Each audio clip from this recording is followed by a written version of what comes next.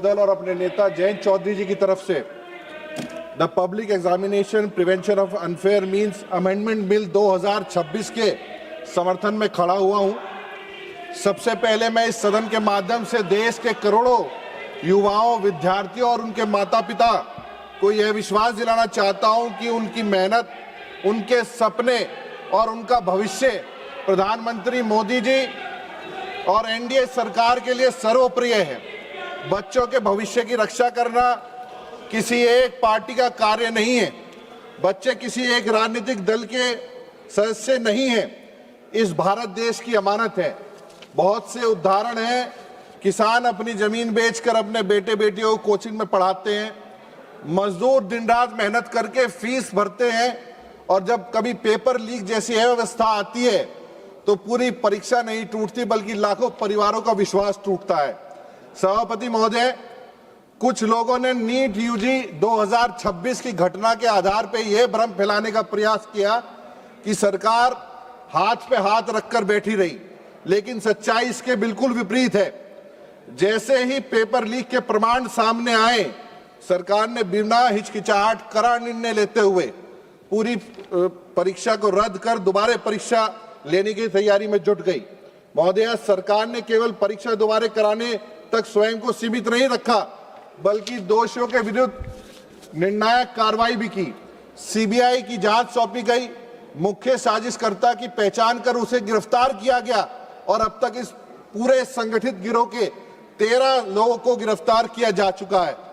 सरकार ने यह स्पष्ट संदेश दिया है कि जो भी युवाओं के भविष्य के साथ खिलवाड़ करेगा, चाहे वो कितना ही मजबूत हो, कितना ही प्रभावशाली हो, वह चाहे देश के किसी भी कोने में छिपा हो, सरकार उसे ढूंढ के कानून के कटघरे तक लाने का काम करेगी। यह संशोधन विधेयक के माध्यम से विशेष टास्क फोर्स समय बाध्य जांच होना एवं विशेष फास्ट ट्रैक न्यायालयों की व्यवस्था की जा रही है। दंड के प्रावधानों में अभूतपूर्व सख्ताई की गई है। महोदय, राष्ट्रीय लोकदल की विचारधारा हमेशा ईमानदार, शिक्षा और सामाजिक न्याय की रही है। हमारे प्रेरणा स्रोत पूर्व प्रधानमंत्री भारत रत्न चौधरी चरण सिंह जी ने हमेशा कहा है, देश का भविष्य ग्रामीण छात्रों और खेत खलियानों से तैयार होता है। उत्तर प्रदेश के मुख्यमंत्री रहते हुए एक ऐतिहासिक निर्णय लिया कि सरकार ऐसे शिक्षक संस्थानों में सहायता बंद करेगी जहां जाति या समुदाय के आधार पर नाम रखे गए थे। उनका मानना था शिक्षा का मंदिर किसी जाति, वर्ग या परिवार की पहचान से नहीं बल्कि ज्ञान और प्रतिभा की पहचान से होना चाहिए।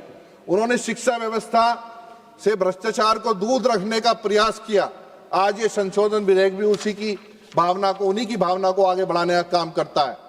मान्यवर, जितने बच्चे जो आज तक पूर्व की खराब और दूषित व्यवस्था के कारण जितने बच्चों ने हमारे बीच अब नहीं रहे, मैं उन्हें श्रद्धांजलि अर्पित करता हूं।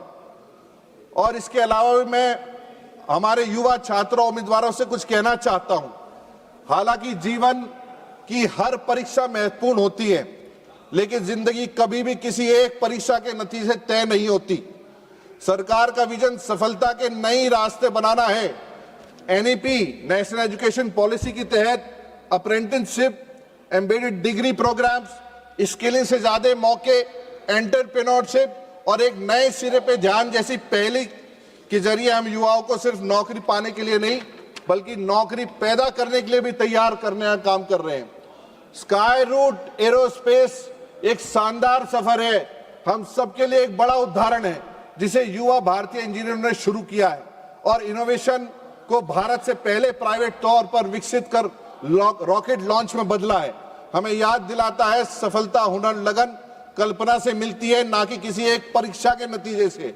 हर युवा भारतीय के लिए हमारा संदेश साफ है, सीखते रहिए, कुछ नया बनाते रहिए और कभी भी किसी भी असफलता पे अपने भविष्य का फैसला ना करने दें। आदरणीय राजनाथ सिंह जी यहाँ बैठे थे। सन 90 के दौरान नकल माफियाओं के खिलाफ बड़ी मुहिम उन्होंने चलाई, पर वो संगठित गिरोह किसी न किसी स्वरूप में सफल रहा और जो होना चाहिए था उस समय पूर्ण लक्ष्य उस समय प्राप्त नहीं किया गया।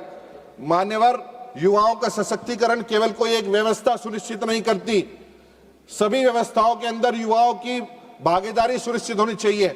मुझे गर्व है अपने नेता आदरणीय जयंत चौधरी जी पे, वो हमें भी प्रेरित करते हैं। उनकी प्रेरणा से प्राइवेट मेंबर बिल मैं भी लेके आया कि 25 साल से उम्र घटा के सदन के सदस्य बनने की जो है 21 वर्ष करी जाए। ये भी प्रावधान हमारे नेता और हमारे नेता की सोच है। मुझे इस बात का बड़ा धन्यवाद है। लोकसभा के जहां युवाओं की व्यवस्था को समझा जा सकता है, अब मैं एक बात और कहना चाहता हूं। विश्व में अन्य देश भी है जहां ये समस्या आई है। पेपर लीक की समस्या केवल भारत देश की नहीं, चाइना और यूएस जैसी विकसित इकोनॉमिक्स ने भी उसके लिए रास्ता निकालना है। हम और आप भी चाहेंगे तो यहाँ बैठ के एक बेहतर व्यवस्था के साथ रास्ता निकालने का काम करें। मान्यवर, 1 मिनट में अपनी बात खत्म कर। एक ही वक्त है। एनडीए सरकार माननीय प्रधानमंत्री नरेंद्र मोदी के नेतृत्व में केवल पेपर लीक नहीं बल्कि हर प्रकार के भ्रष्टाचार को समाप्त करने के लिए निरंतर कार्यरत है। पहले भ्रष्टाचार को व्यवस्था का हिस्सा मान लिया गया था, लेकिन आज भ्रष्टाचार का प्रहार सरकार की प्राथमिकता है। चाहे डिजिटल गवर्नेंस हो, डायरेक्ट बेनिफिट ट्रांसफर हो, डीबीटी के माध्यम से बैंक के खाते में दिए जाने वाली स्कॉलरशिप हो, पारदर्शी भर्ती प्रक्रिया हो या सार्वजनिक परीक्षाओं को सुरक्षित बनाना हो, हर क्षेत्र में एनडीए सरकार ने ईमानदारी और पारदर्शिता के साथ सर्वोच्च स्थान देने का काम किया है। मात्र 37 दिनों के रिकॉर्ड समय में 5440 परीक्षा केंद्रों में 14 केंद्रों, विदेशों के अंदर 14 केंद्रों पे और 20 लाख से अधिक अभ्यर्थियों की पुनः परीक्षा आयोजित की गई। जो सबसे महत्वपूर्ण बात है कि पूरी परीक्षा समय पर शुरू हुई, जिससे लाखों विद्यार्थियों का एक शैक्षिक वर्ष बर्बाद होने से बचने का काम हुआ। सरकार अपनी उत्कृष्ट संस्थानों और एजेंसियों की क्षमता को पूरा उपयोग करते हुए विभिन्न मंत्रालयों और राज्य सरकार और सुरक्षा एजेंसियों का भी हम धन्यवाद करना चाहेंगे कि उन्होंने असंभव लगने वाले कार्य को संभव करके इसी सत्र में दिखाने का काम किया। मान्यवर, हम सबको बैठ के आज भारतीय युवा हमारी तरफ देख रहा है। पूरे सदन की कार्रवाई आप एक रात चाहे 12 बजे तक चलाए, चाहे 3 बजे तक चलाए, हमारे बच्चे का जो है घर घर देखने का काम कर रहे हैं।